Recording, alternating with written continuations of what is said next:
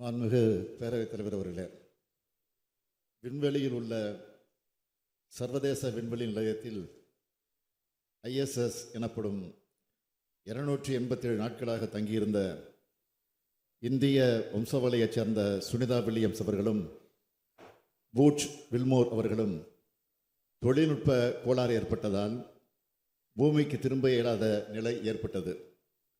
இவர்களது உடல்நிலை பாதிக்கப்படும் எனவும் உயிருக்கு ஆபத்து எனவும் பல தகவல்கள் வெளிவந்தன. இருந்தும் அந்த விண்வெளி மையத்தில் அவர்கள் அயராது தங்களது பணிகளை மேற்கொண்டு வந்தனர்.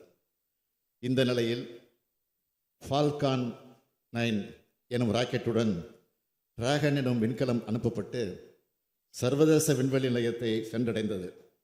இதன் மூலமாக சுனிதா வில்லியம்ஸ் அவர்களும் பூட்ச் அவர்களும் அங்கிருந்த மேலும் 2 வீரர்களோடு இணைந்து பயணித்து பத்திரமாக புளோரிடா அருகில் கடலில் தரையிறங்கினர்.